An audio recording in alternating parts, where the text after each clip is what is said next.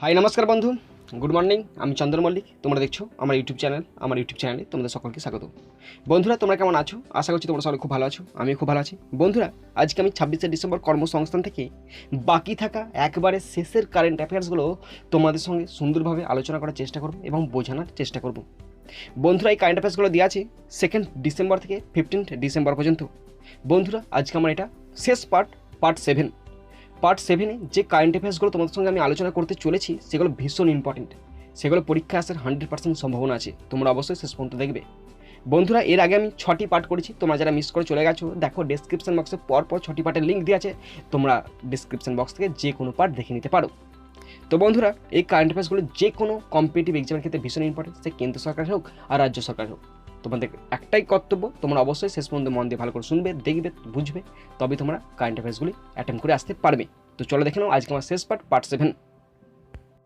আজকে আমাদের শেষ পার্ট 7। তোমরা অবশ্যই শেষ পর্যন্ত মন দিয়ে ভালো করে শুনে নাও, দেখে নাও। প্রথম কারেন্ট অ্যাফেয়ার্স, উদ্বৃত্ত ছাপা নোট রাখার জন্য রাজস্থানের জয়পুরে স্বয়ংক্রিয় ব্যাংক নোটের প্রসেসিং কেন্দ্র অর্থাৎ automated bank note processing centre তৈরি করার সিদ্ধান্ত নিল ভারতীয় রিজার্ভ ব্যাংক। এছাড়াও সেখান থেকে নোটগুলি বিভিন্ন ইস্যু অফিসে পাঠানো হবে। বিভিন্ন ব্যাংকের শাখা ও কারেন্সি চেস্ট থেকে আসা নোট বাছাই করে ভালো নোট ফের লেনদেনের জন্য বাজারে ছাড়া ও বাতিল হওয়ার নোট নষ্ট করা হবে। এই পুরো কাজটাই হবে স্বয়ংক্রিয় পদ্ধতিতে। তো বন্ধুরা, তোমরা শুনে নাও, উদ্বৃত্ত ছাপা নোট রাখার জন্য রাজস্থানের জয়পুরে স্বয়ংক্রিয় ব্যাংক নোটের প্রসেসিং কেন্দ্র অর্থাৎ automated bank note processing centre তৈরি করার সিদ্ধান্ত নিল ভারতীয় রিজার্ভ ব্যাংক। এছাড়াও সেখান থেকে নোটগুলি বিভিন্ন ইস্যু অফিসে পাঠানো হবে। বিভিন্ন ব্যাংকের শাখা ও কারেন্সি চেস্ট থেকে আসা নোট বাছাই করে ভালো নোট ফের লেনদেনের জন্য বাজারে ছাড়া ও বাতিল হওয়া নোট নষ্ট করা হবে।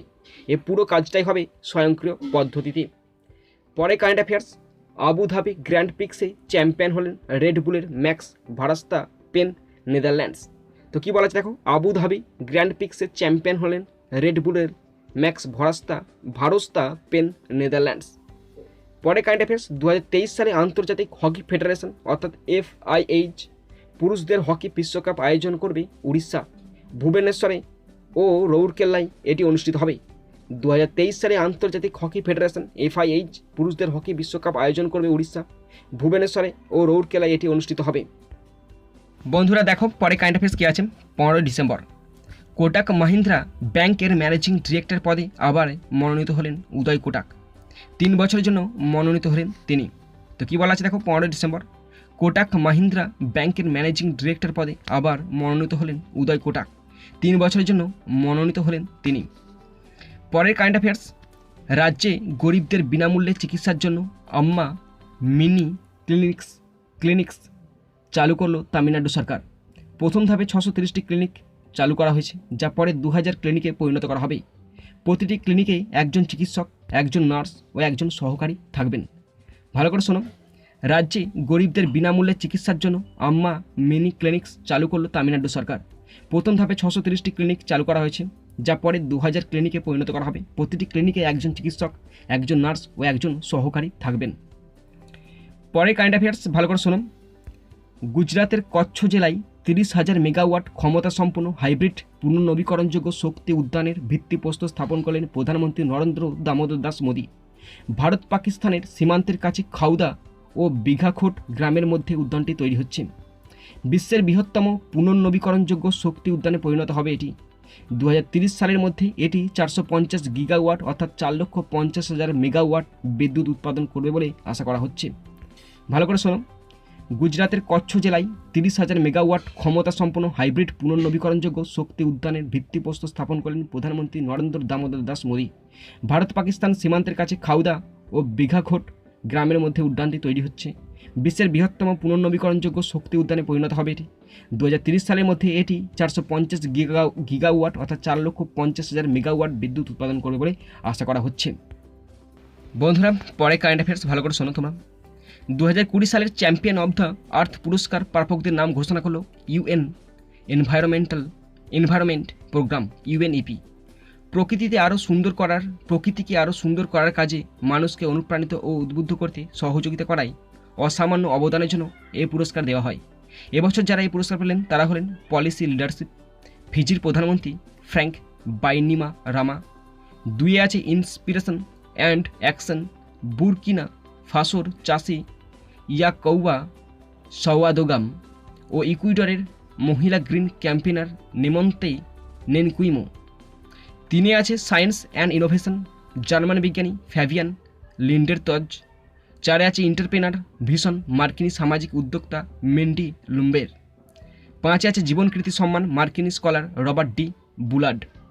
তো ভালো করে শোনো, আবার রিপিট দিচ্ছি। 2020 সালের চ্যাম্পিয়ন অব দ্য আর্থ পুরস্কার প্রাপকদের নাম ঘোষণা করলো ইউএন এনভায়রনমেন্টাল প্রোগ্রাম ইউএনইপি। প্রকৃতিকে আরও সুন্দর করার কাজে মানুষকে অনুপ্রাণিত ও উদ্বুদ্ধ করতে সহযোগিতা করায় অসামান্য অবদানের জন্য এই পুরস্কার দেওয়া হয়। এবছর যারা এই পুরস্কার পেলেন তারা হলেন পলিসি লিডারশিপ ফিজির প্রধানমন্ত্রী ফ্র্যাঙ্ক বাইনিমারামা, এর ইন্সপিরেশন অ্যান্ড অ্যাকশন বুরকিনা ফাসোর চাষি ইয়াকৌবা সাওয়াদোগা ও ইকুইডরের মহিলা গ্রিন ক্যাম্পেনার নেমন্তে নেনকুইমো।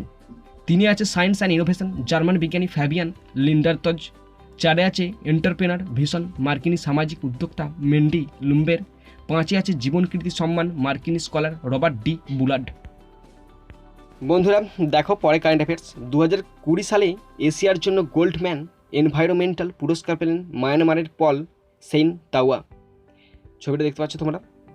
2001 সালে প্রতিষ্ঠিত Karen environmental and social action network অর্থাৎ KESAN এর সহ প্রতিষ্ঠাতা তিনি।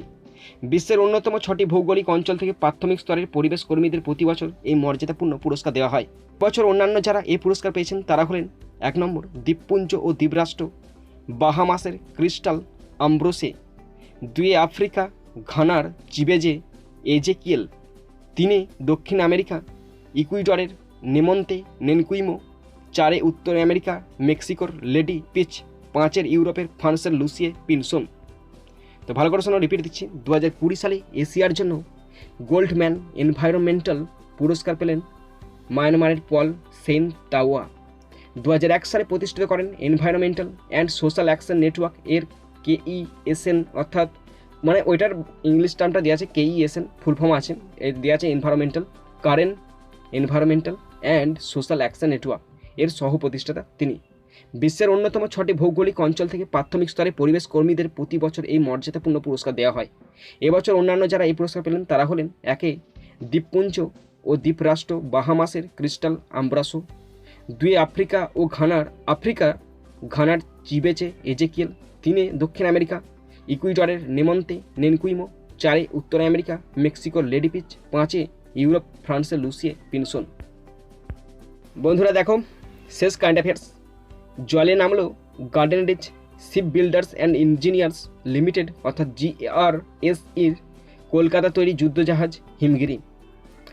17 প্রকল্পের 3টি স্টেলথ যুদ্ধজাহাজের এটি প্রথম জলে নামলো। জাহাজটির যাত্রার সূচনা করলেন দেশের chief of defence staff general Bipin রাওয়াতের স্ত্রী মধুলিকা রাওয়াত। 149 মিটার লম্বা এই ফ্রিগেট থেকে মিসাইল ছোড়া যায়। এছাড়াও যুদ্ধজাহাজটিতে থাকা অত্যাধুনিক অস্ত্রের সাহায্যে সহজেই শত্রুর মোকাবিলা করা যায়। তো ভালো করে শোনা, রিপিট দিচ্ছি।